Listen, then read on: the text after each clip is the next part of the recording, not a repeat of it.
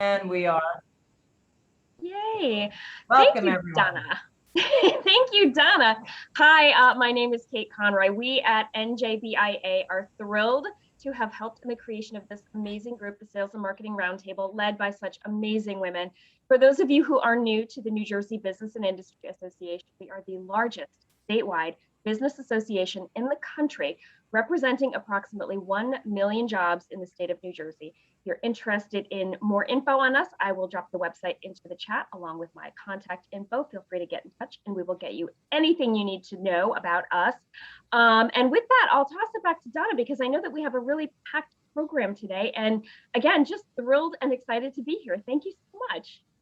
We do. Thank you, Kate. So Rachel Durkin from Paradigm Marketing Design and myself, Donna Miller, C3 Workplace, are powering, so to speak, this NJBIA Sales and Marketing Roundtable. It's something that we know is a topic that's really important to all of you. It's something as a business owner, I continually look at trying to fine-tune my processes, learn the latest information. And so we're delighted to be here each month with you.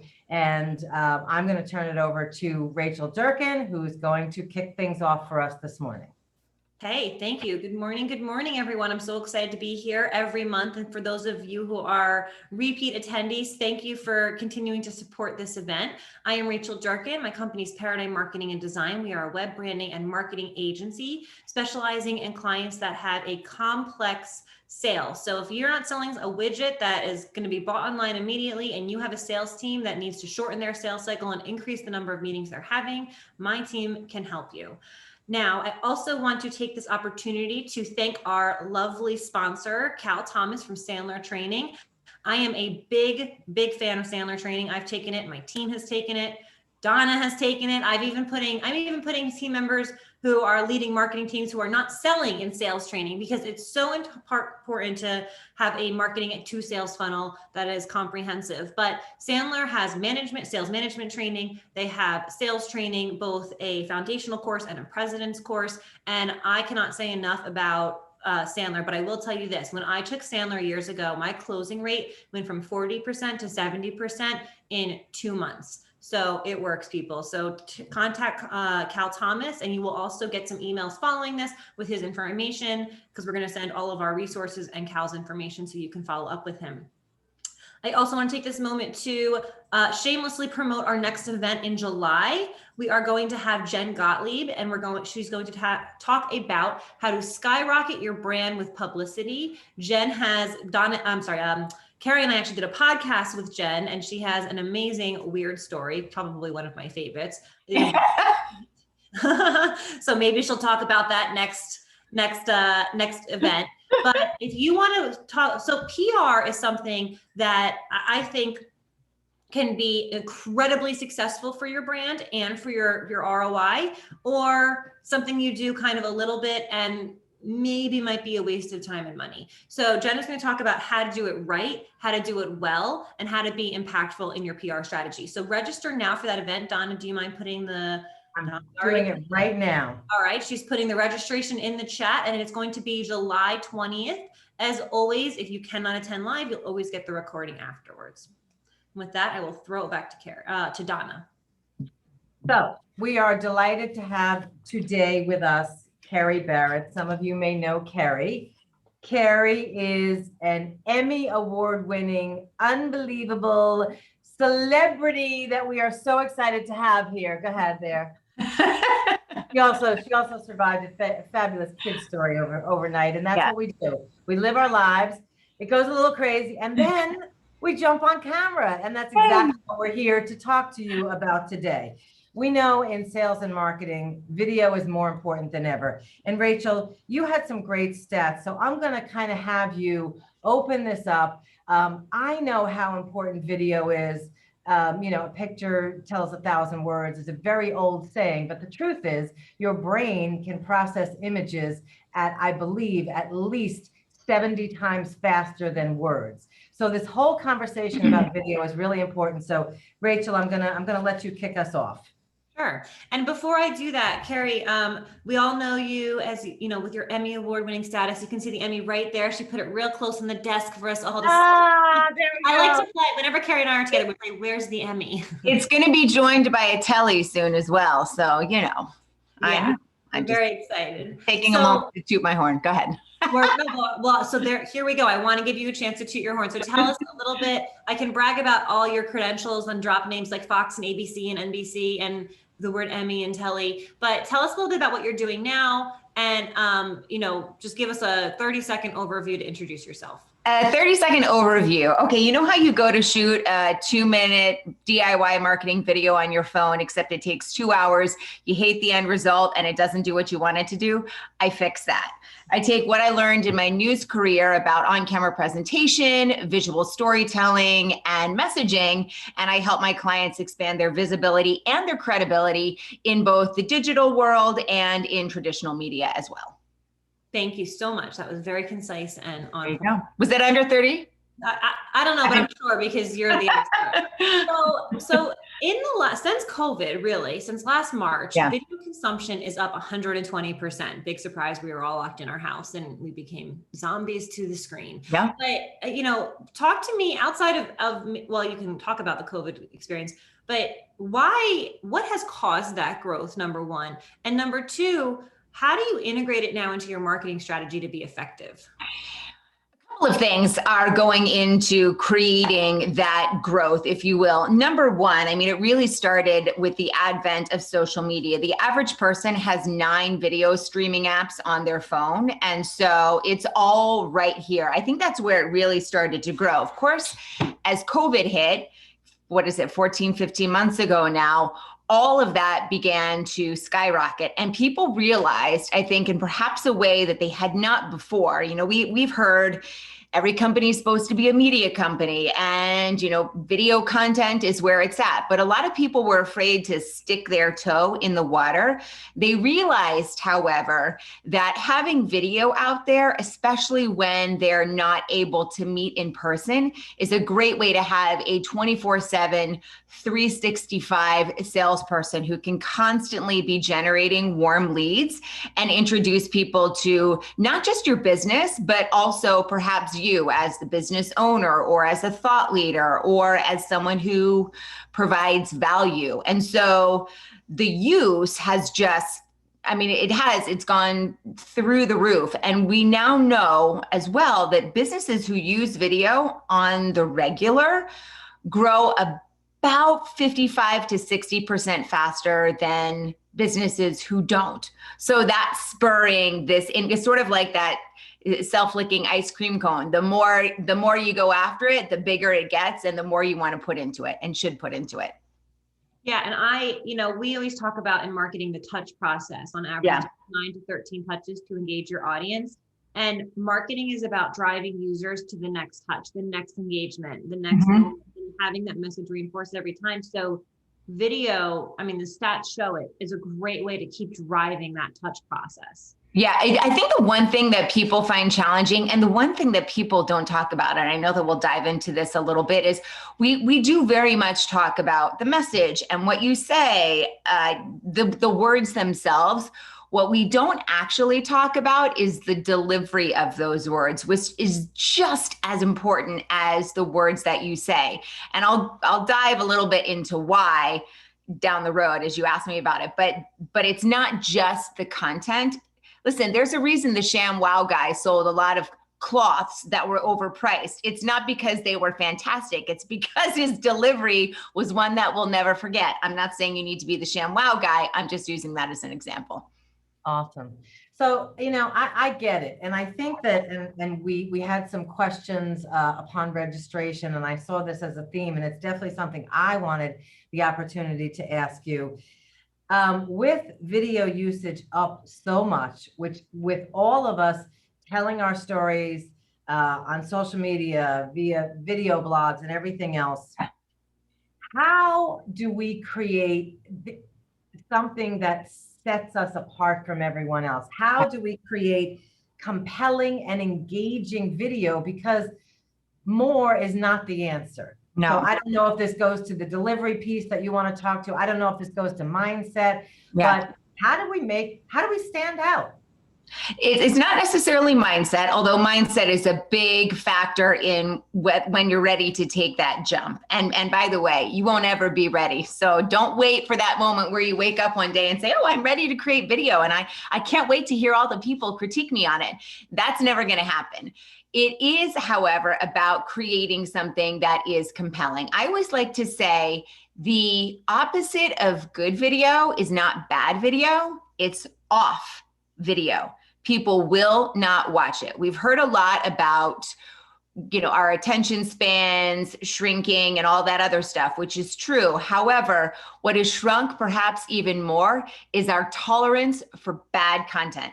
There's way too much out there that is interesting, compelling, and fun even to watch, even if it's about an industry or a service that generally tends to be somewhat buttoned up. If you go to YouTube and you Google, and I don't mean to paint anybody with a broad brush here, but I'm going to pick two areas that generally tend to have more restrictions and people may consider the content a little more dry. Let's say insurance and let's say finance. If you go to YouTube and you Google, insurance or finance or healthcare, you will find videos that literally have millions of hits because people have found a way to take content that may be somewhat dry and make it interesting. So that delivery is key. It's about being entertaining to some degree. It's still video. It's a visual medium and people want you to guide them through it. They almost want you to hold their hand from beginning to middle to end.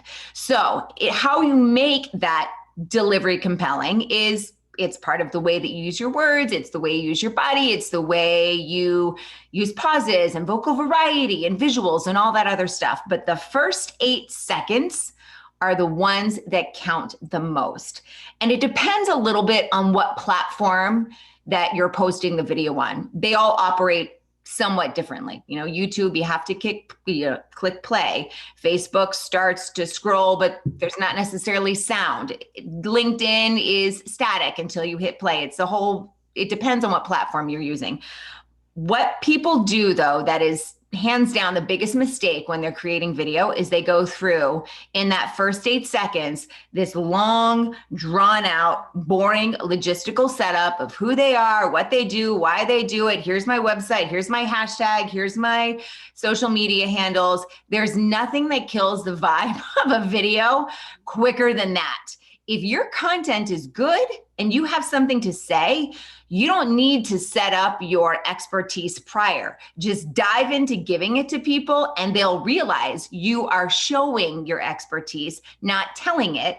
And if what you're saying is interesting and it's important to them, they'll stick around to find out who you are. If they're watching it on LinkedIn, all they have to do is click your profile and they should be able to find everything they need to get in touch with you. So those first 8 seconds, super important. And if it's about you or your business, it's faces first. Faces get the most reaction on social. So they need to see your big smiling mug front and center. Mm-hmm. That's really great. And it often kind of makes me laugh when I'm on LinkedIn or Facebook or Instagram, and the first thing someone does is introduce themselves. And I think to myself, I'm looking at your profile. I don't actually need your name. I know what your name is. But that habit is so hard to break because I know people like me. I spent 10 years with networking learning. Say your name and your company first and say, introduce yourself so they remember you. And sorry, go ahead, Kerry. Well, I was just going to say, but video is a whole different medium because they're already on a platform that has everything about you that they need to know. They've sought you out or they found your content somewhere, or you had something to say that they found that it's a different strategy. But you're right, it is hard. And people feel awkward just launching right into whatever it is they want to talk about. They feel like they need to sort of warm up the audience. Here's the easiest thing to do. Hey guys, guess what we're talking about today? We are talking about how to use video so that you get an immediate ROI. Let's talk about tip number one. It's that simple, Yeah. right? And you're going right into it and they're like, oh, that Kerry girl sounds smart. I'm going to stick around and check her out. The other thing is that if you are beginning to grow your audience, keep your videos short. Definitely not more than 2 minutes. I would say closer to 60 or 45 seconds. And the reason is this: people look at how long the video is. And if they don't know you and it says 6 minutes, they're like, who's this Kerry chick? I'm not willing to give her 6 minutes of my time. Who's this Kerry chick? Oh, the video is only 30 seconds. I'm going to check it out. So shorter is always better with an audience that you're trying to grow. As you establish more credibility with a core group or with people who stick around for your content or are interested in what you say, you can grow that video longer. 2 minutes is generally the sweet spot though. Love that. And this starting out non-traditionally also goes to what we've learned at Sandler, which is, what's the pain? Lead with the pain. Are you challenged with getting your business to the next level? I can help. Here's 3 ways I can do that. So yeah, we start with the pain. I get it. So we create these great videos. We've got them at the right length. We've built this content library, and presumably going back to the beginning, and I know Rachel will agree with this, with video or with any content, you start with a strategy. Mm-hmm. What's the goal of the strategy? What are we trying to accomplish? Who are we trying to talk to? We do content calendars over what period of time so that there's a thread that ties everything together. But once you've got all this content, how do we leverage it and how do we reach more people with it? Because that's what we're all trying to do. Absolutely. It depends a little bit on, there's obviously a ton of platforms out there. Most people who are researching a product, like a skin cream or I don't know, a shampoo or a bakery, they'll look for things on YouTube. So if you're B2C, YouTube and Facebook are the best places to be. That's where most people are. After that, TikTok and Reels. And I know that as business folks, we're like, really, would I have to wear a tube top and dance around like a crazy person? Is that what I put on TikTok? Is that what's going to attract my ideal customer? It's not, no. Maybe. Well, maybe it will. I'll do some research on that and get back to you. No, my point is there are ways to create interesting content on all of those platforms. However, if you are just starting out, do not do all of the platforms because you will end up doing none of the platforms. Start with a platform that you have the most engagement on. And I don't even mean where you have the most followers necessarily. I mean where people engage with you the most. And the reason for that is twofold. Number one, you can ask and much more likely get an answer from people about what they would like to see, right? What sort of content are you interested in? Number one, it's a great piece of video to make. And number two, it's a great way to engage with your audience and get them having a back and forth with you. But the other thing is you can dive into that video space relatively safely. Start there. Make sure that you're using the right hashtags. Do some research. There should be some broad hashtags, some, moderate level engagement hashtags, and then some that are really niche to your audience, right? So it's not just about making a video and throwing it up there and hoping that it works. It's start with a platform where you get a lot of engagement. Do a call to action at the end. You've got to say it. You've got to display it. You've got to ask people to respond. And then you need to respond to them. That's where most people fall short. After they make the video and they post it, they don't engage with anybody who drops a comment. And the reason that's so important is not only does it serve your audience and your potential clients, but the platforms reward you for it.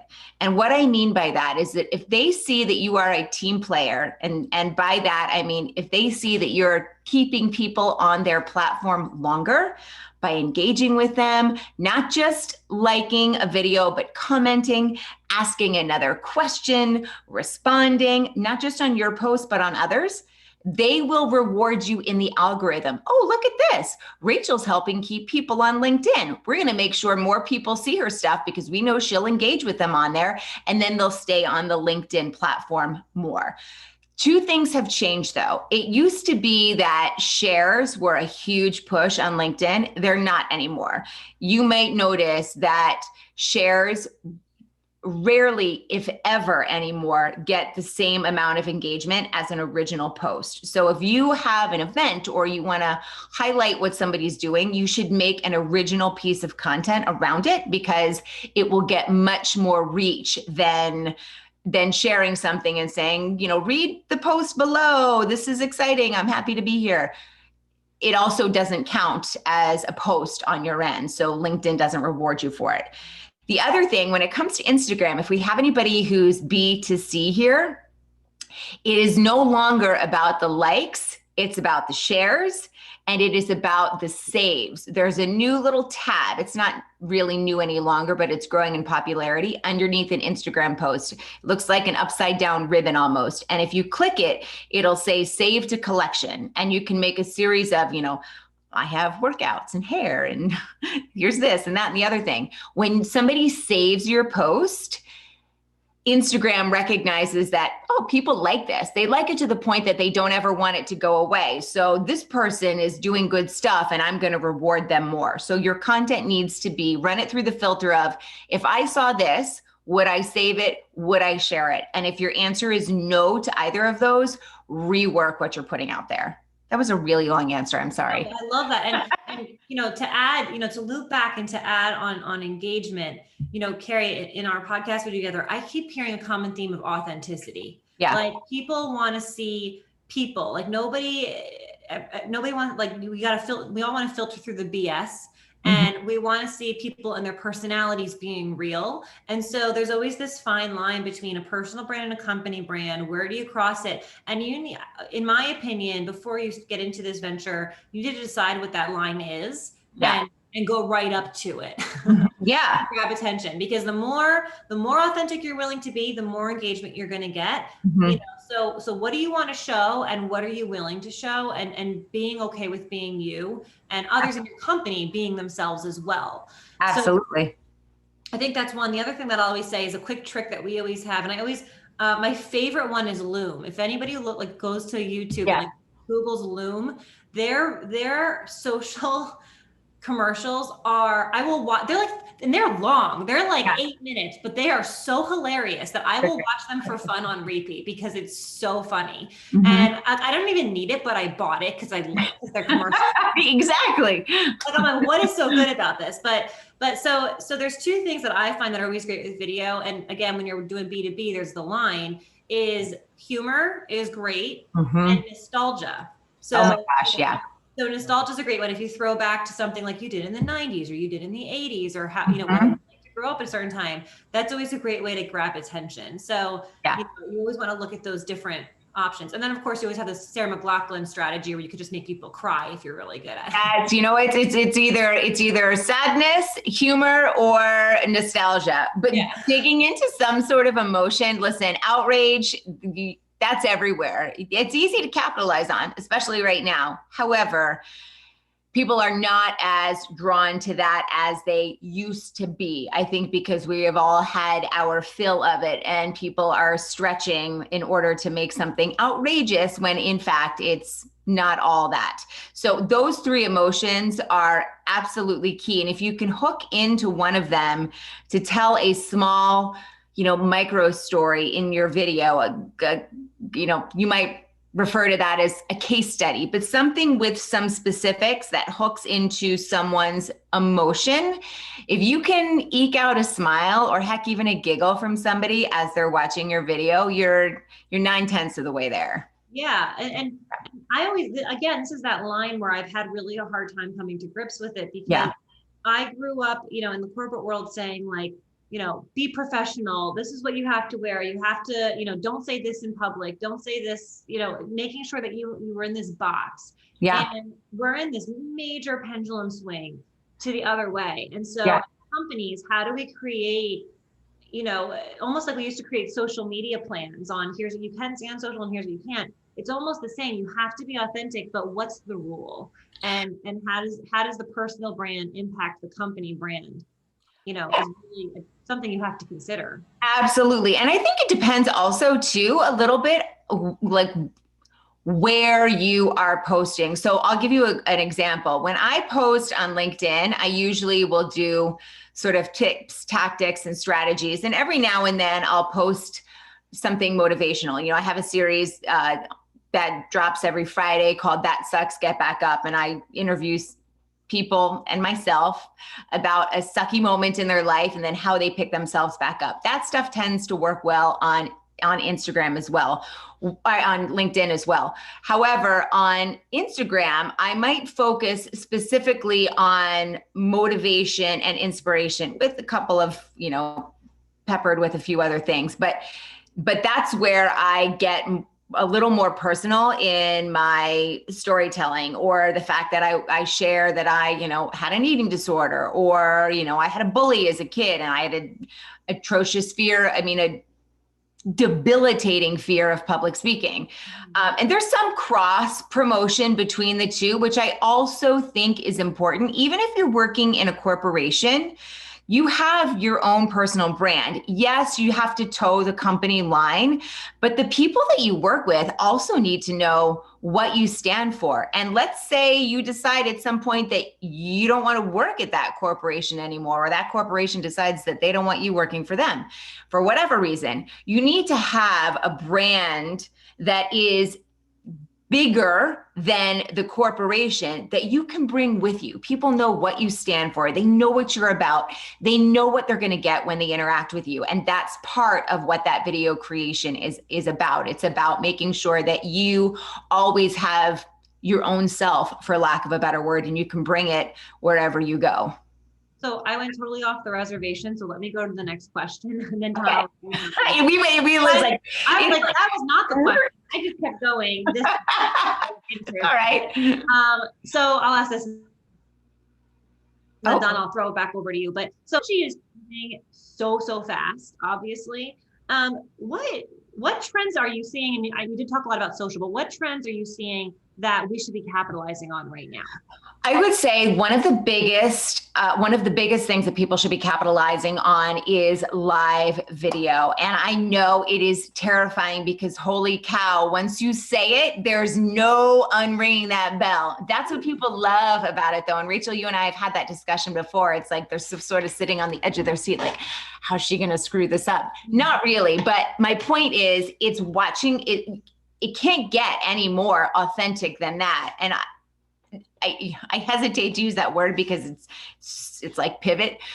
It's very overused, but it is true. It's overused for a reason. People want to see that. They don't want to see the BS. They don't want to see the big production that's all slick and highly polished.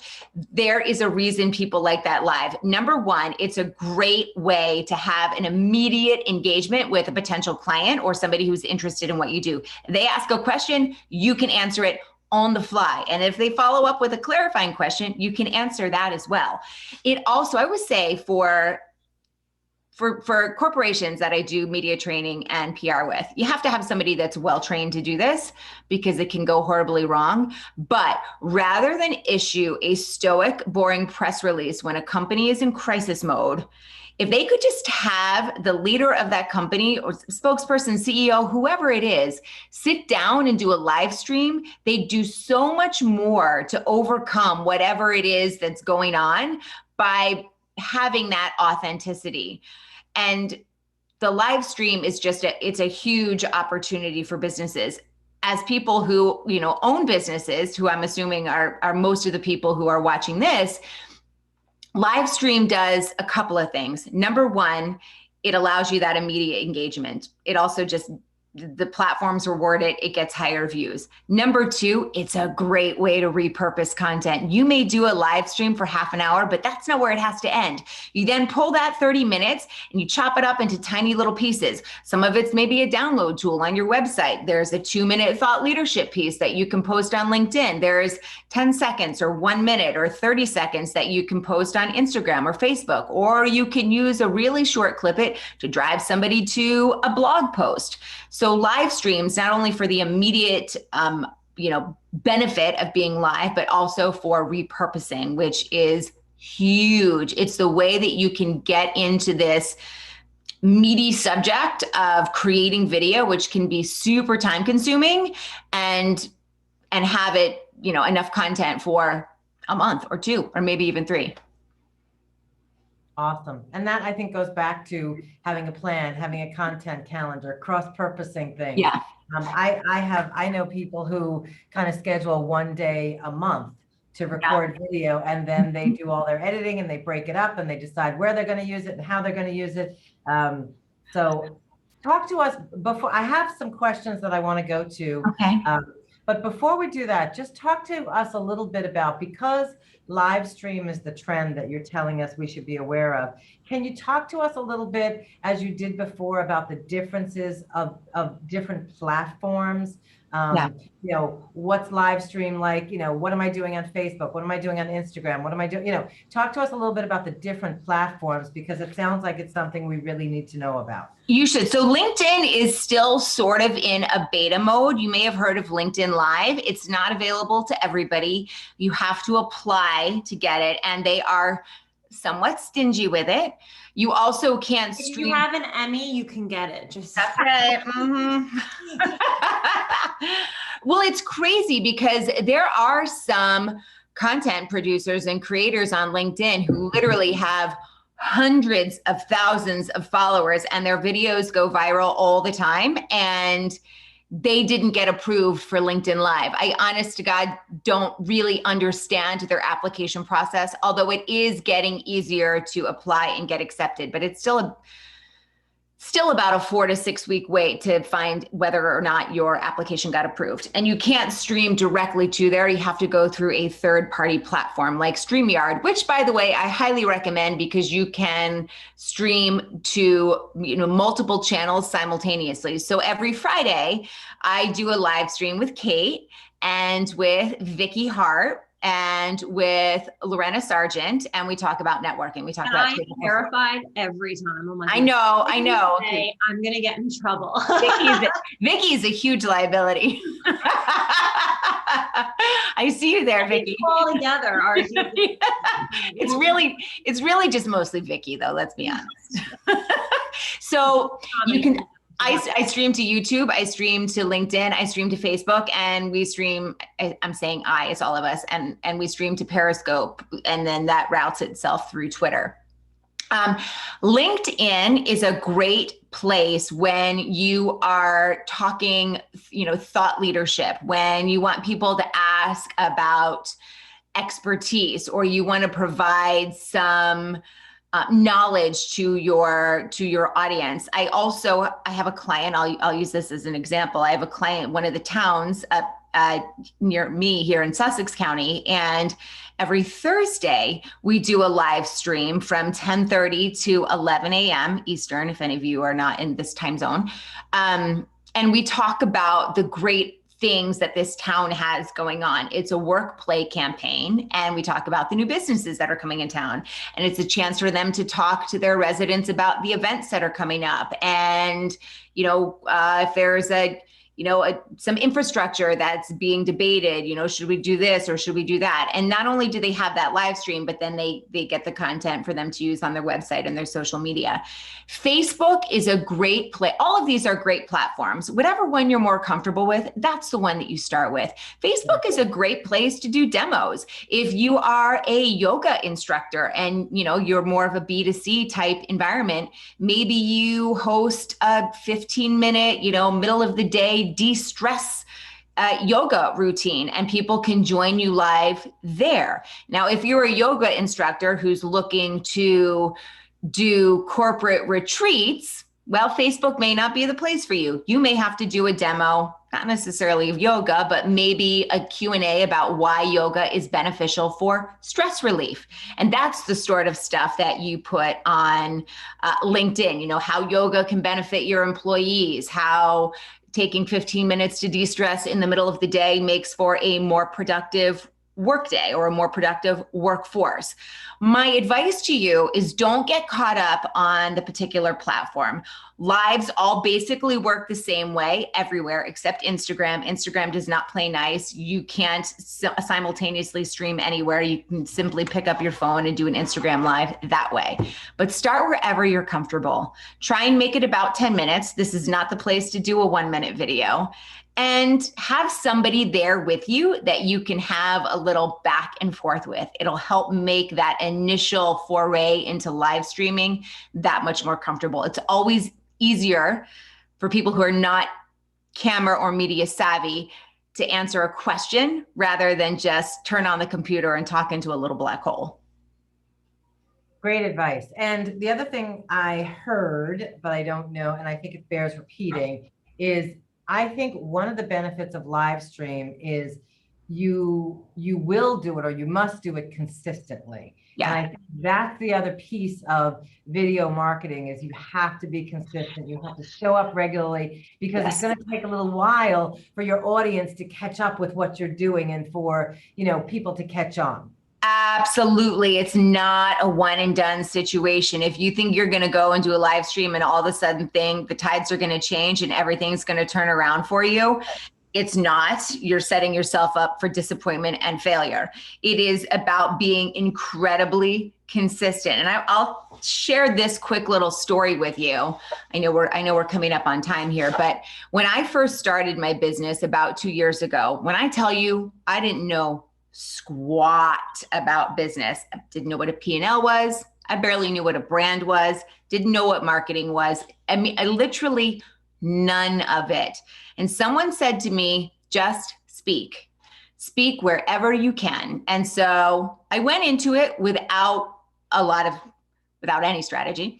And I just spoke wherever I could. And that then moved into the LinkedIn platform. And I created videos every single day. And I will be honest with you, I didn't have a lot of strategy because I didn't have the knowledge and I wasn't working with Rachel yet at that point.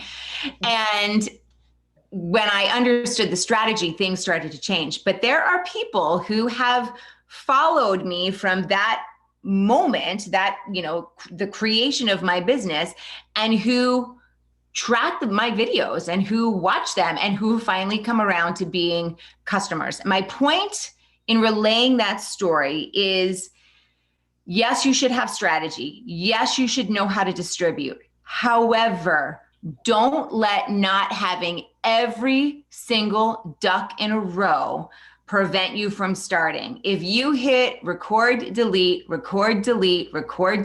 are wasting your time. At some point, that cadence has to change to record, post. You've got to do it. Even if you're not quite sure what you're doing, taking that first step is the only way to actually get on board that video train. It's like, do the things, clear the fears. You never get to clear the fears and then do the things. It doesn't work that way. You've got to start and take that little step. So I encourage you, regardless of your strategy, try and post something each day, even if it's like, hey, I'm new to this video thing. I want to see what you guys think. Let me know what you'd like to hear from me. Awesome. I'll see you tomorrow. It can be that simple. And, I think that goes to authenticity. Mm-hmm. You need to, and this is another kind of Sandlerism, but you need to make it okay for other people to not be okay. And we do that by example. We don't always get it right. And Rachel even said, when we're promoting events and you're recording videos, people love the bloopers. Post the bloopers. They want to know that you make sense. Huge. That you make mistakes, that you don't get it right out of the box every time. So we do have some questions, and I want to make sure we do the best job we can of addressing all your questions. So again, put your questions in the Q&A, put them in the chat. But here is a question from Amanda Venois, who is a woman in a man's world. Can anybody relate to that? She works in the construction industry. How can she use video to showcase her industry knowledge while maintaining her personality? Is there a type of video that works best in the construction space? length. We kind of talked about that type of video. I see it as an advantage, but Kerry, how do we help Amanda? 100%. Holy cow, there's not a lot of videos, as far as I know, from women who are in the construction space. So hop on Facebook and walk your audience through a project that you're working on, or show them, you know, I don't know how hands-on you are, but show them how to fix something, you know, or show them, hey, we've got a new, you know, roofing project. Here's the before. Then you can go through a time-lapse video and show the after, and you can highlight it with some text below about what the process was like. But part of it is understanding that there doesn't have to be, you are who you are. It's not as if you're going to diminish your personality on a video so that people think you're as competent as a man, because guess what? For the most part, the name Amanda is a sure giveaway that you're a woman. So you can't separate the two. My suggestion is go in, go all in, go authentic, and use your video platform to showcase what you do as a woman and the way that you do it. Can I follow up to that? Yeah. Amanda. So Amanda sold me my roof. So first of all, I have somebody in my WPO group who said this great advice, and she said, if you can't hide it, flaunt it. Yeah. And Amanda, I would say that you have a superpower in the construction industry, because statistically, Yeah. who make the decisions are women in these types of things. Like, I'm the one that wanted the new roof. I'm the one that wanted XYZ to look nice. And my husband was like, just leave me alone and do it. Just stop talking. Really how the debate went. But my point is that actually by taking that approach of being a woman in the construction industry, you should be thinking about your audience and what do they care about. Are you worried about it leaking early and being proactive? Are you worried about, or do you hate the way your siding looks every time you drive up the street? Or whatever it might be. But remember, your audience is probably mostly also women, and you can corner that market hard. So totally. I see that as a huge opportunity to be your authentic self and throw in some knowledge, but be relatable to other women. And you're good at that, Amanda. So I would say, if you can't hide it, flaunt it. A quick side note, I remember the first LinkedIn Live that I did. I realized that if I didn't go live 60 days after I got approved, I would lose my capability. And it was like, oh my gosh, I have 10 minutes in between two calls that I had to do. I was still in my pajamas. I had no makeup on. And I was like, well, it's do or die. Let's go live. And I was like, I have to use the platform. So here I am. And you know what? Let's turn this video into a story about showing up even when you're not ready. And so, I mean, I clearly couldn't hide the fact that, my hair was in a bun and I was still drinking coffee and I hadn't brushed my teeth yet that day. but if you can't hide it, you have to flaunt it. I think it's a great motto. Mm-hmm. The other piece of that also is, and I think Rachel kind of alluded to this, but I think statistically, and maybe Cal Thomas can help us with this, but I think when purchases such as purchasing something for your home or purchasing a car, I think statistics show that women are actually making the decision. They are. That's right. Oh my gosh. That's why when you look at the demographics for TV news, it is entirely target women. 34 to 54 are the absolute prime audience, because they are the ones making pretty much all of the purchasing decisions, hands down. Yep. Right. And Amanda, you have another great asset in your mommy group. Right. So Amanda, you have a huge advantage. I hope you run with this, and I hope you leverage your mommy group with this as well. So two other questions that are related. So I'm going to read them at the same time. Okay. Amanda, can I just say we all need to get out of our own way? You haven't cornered that one. That's all of us. No, got it too. Okay. So I like this from Frank Farrell. Kerry, as a man in a hipster world, I'm overweight and short. How do I look as good as you do on camera? Hold on.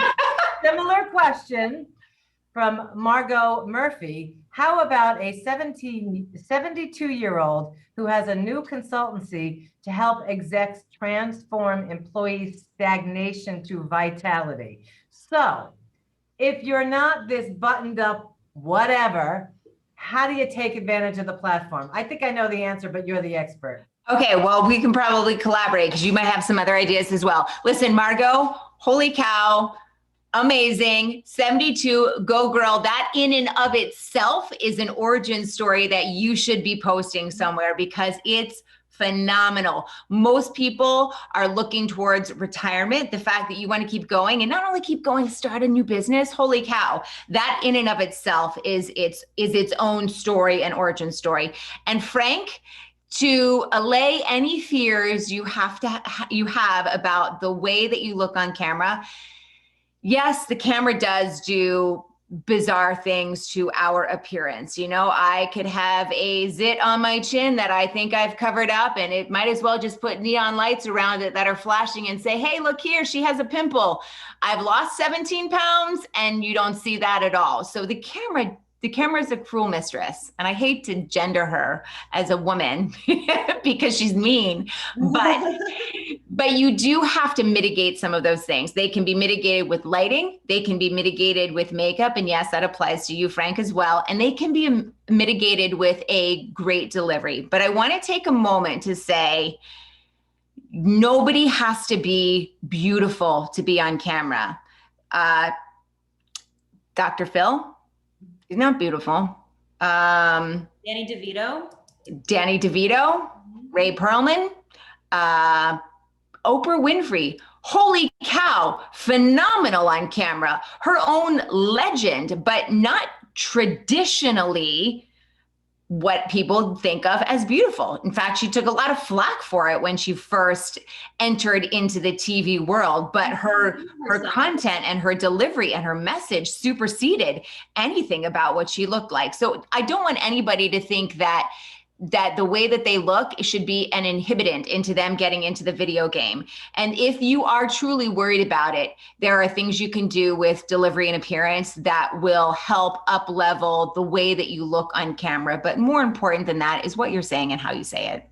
and let me just say, like, Oprah Winfrey's a great example. She might not be traditionally beautiful, but she is beautiful now because of the way she owned the camera and the content and the power she took. And, you know, 100%. And Danny DeVito has a great story too, if you ever watch it, about how, you know, same concept, he made roles for himself. Mm-hmm. So, you know, to quote the late great Dr. Seuss, like, today you are you, that is truer than true. That's like in my son's room. But you, so for the 72-year-old consultant, or if you're doing something and you expect people to listen to you because you have something intelligent to say, if they're going to pay you money for your knowledge, then that knowledge deserves to be on camera. Yep. So I think this is a confidence, and all of us have it, but it's a confidence thing. It is a confidence thing. Right, absolutely. And as the old lady on the call, I have to tell you that it is, you have to own it. I mean, my newest hashtag is 60 is the new 40. I love growing older. And guess what?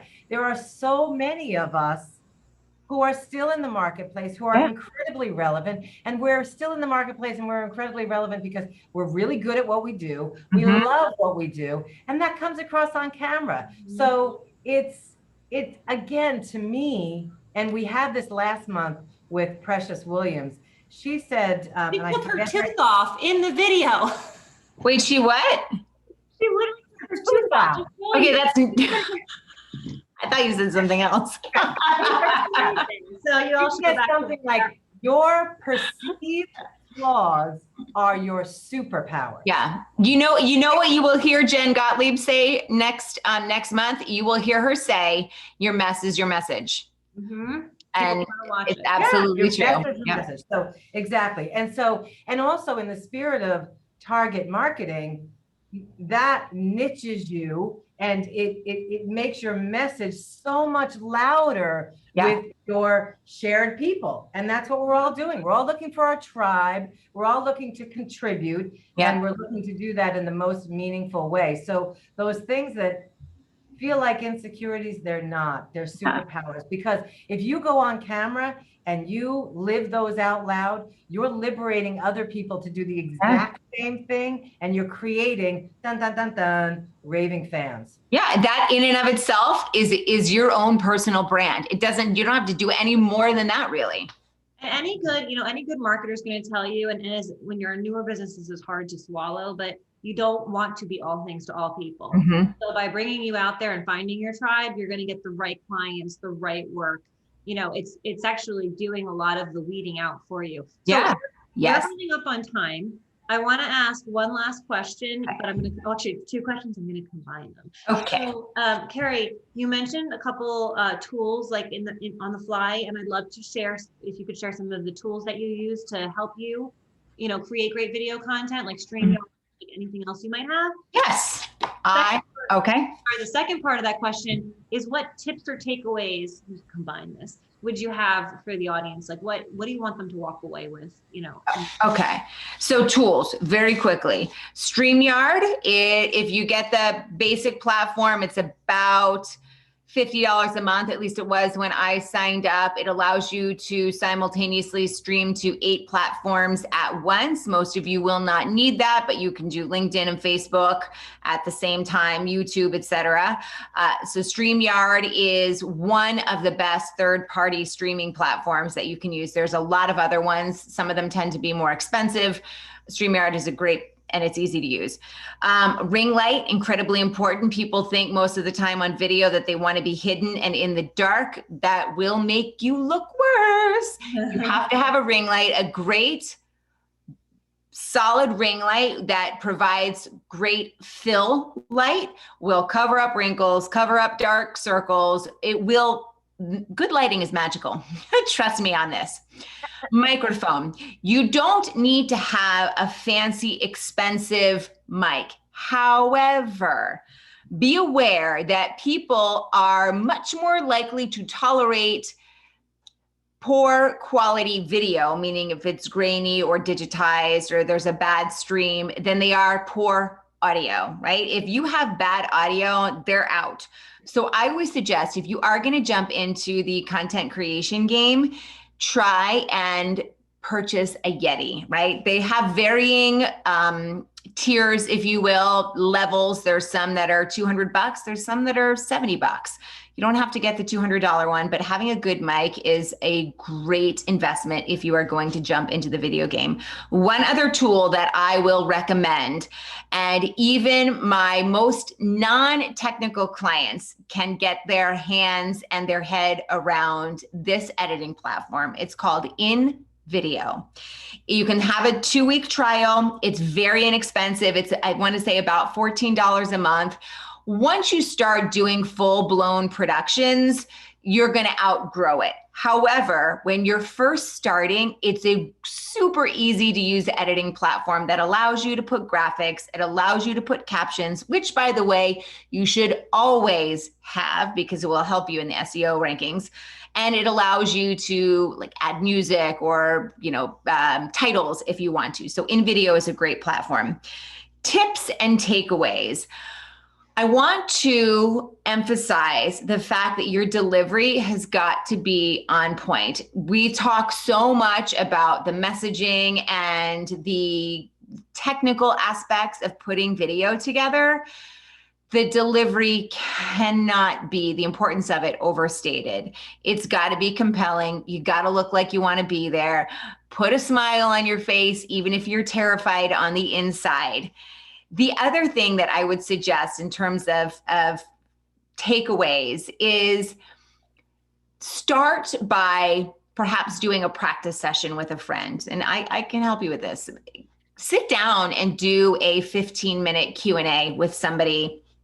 Have them ask you questions and practice looking into the camera. Look into the camera. Don't look over here. Don't look up here. You wouldn't ever sit in front of somebody and talk to them that way. So look into the lens and practice doing a Q&A with somebody that you trust. The other thing, when it comes to video creation, the last tip and takeaway that I will provide is, people think that you have to have a huge budget and you have to have a massive amount of time to create video. You don't have to have either. Take 4 hours and do something that is called batch producing. It means get all your stuff set up and then hammer out video after video after video. 4 hours, hopefully, if you're a newbie, you can knock out somewhere between 4 to 6 videos. And then you know what? You can chop them up and use them in different ways. Batch produce, it's the easiest and most effective way to save time. If you have questions about content creation and how I can help you with that, please reach out. I'd be happy to walk you through how we do that. I do a brand Q&A with clients. We do an hour interview and they get anywhere from 60 to 90 clips out of it. So they get a lot of content. And it, like I said, it's easier, generally speaking, to answer somebody's questions than to turn on your computer and just start rambling words into a black hole. Excellent. Yeah. A lot of great information. In the chat, what about the use of a teleprompter? I just saw that. Rose, I'm so glad that you asked that question. A teleprompter, for many people, seems like a great opportunity to sort of turn your brain on autopilot and just read the words. The problem is that people turn their brain on autopilot and just read the words. And so if you are not, a teleprompter can be a great tool. If you are not skilled in reading and sounding like you're just having a conversation, it can look incredibly canned and staged. Most people become so focused on just getting one word out after the other that they lose all connection with the words that they're saying. So it is a great tool, but it's not one that you should just throw up and use. It takes some practice to get it right.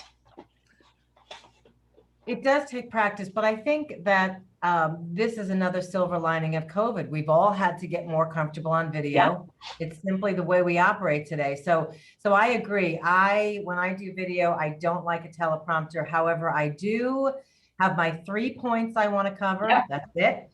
Beginning, middle, end, and come back to the beginning. So I kind of open the story in the beginning, la, la, la, la, la, and then I finish it at the end. And that's how I close the circle. And it takes practice. And before we were all on video and it was live speaking, I would use my driving time to practice out loud. Just repeat it again and again, even if it was a little, my introductory pitch on my way to a networking event, I would practice because to me, the goal of practice is to make it look like you didn't practice at all. There you go. And eventually it gets a lot easier and you really don't have to. It does. Yeah. We have a lot of great questions and we're running out of time. And I want to, this is kind of a question for, I think, all of us. And it's a great question. And it goes to what we're doing here, the Sales and Marketing Roundtable. And it happens to come from our sponsor, Cal Thomas. So there you go. Cal, you can chime in on the chat window as well. After producing great video, how do we move those leads through our funnel and turn them into clients? That is the key question, is it not? What's the point of putting all this video out there if nothing ever happens with it?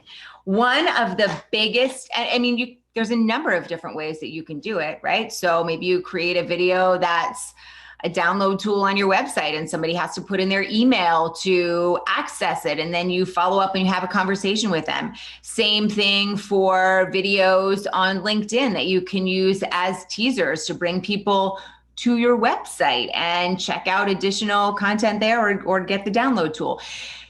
The way that you create those funnels really starts, I think, with the first step, and it's in the video creation itself, and it is making that call to action. And what exactly do you want people to think, do, or feel after you've put that video out?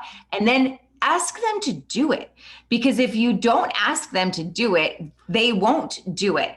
And don't ask them to do all the things, because then they'll do none of the things. Creating those leads from those videos is asking people a specific one or maybe 2 questions at the very most. Do you like this content? Sign up for my newsletter where you'll see, content like this and so much more twice a month or whatever it is. Do you like this video? Did you find it helpful? If so, hit subscribe and, give me a thumbs up emoji in the comments. You're boosting your comments. YouTube will think it's a great video. They'll reward you in the algorithms. This is a twofer right there, but it's creating a very concise call to action. And that's part of the strategy. It's knowing what you want people to do after this particular video, and then asking them to do it and using that to generate the leads and move them into whatever funnel it is that you're looking to put them in, and what sort of client they may be or what service you can provide them. And remember, I talked about the 9 to 13 touches earlier. It's not always, hey, buy my product, hire me. Yeah. So getting them to the next touch. Now, again, I keep bringing up our conversations, Kerry, but we had a podcast with Amy Porterfield, and she said something that I loved it about how the money is in the email list. Yep. Build those assets, you can create a funnel. So using video content to engage, to capture new contact information, to re-engage is a great strategy. And as a plug for me, we're doing a webinar on Thursday called Why Your Marketing Doesn't Work, and we're going to talk about just this. So I'll put that in the chat if anybody wants to register. Awesome.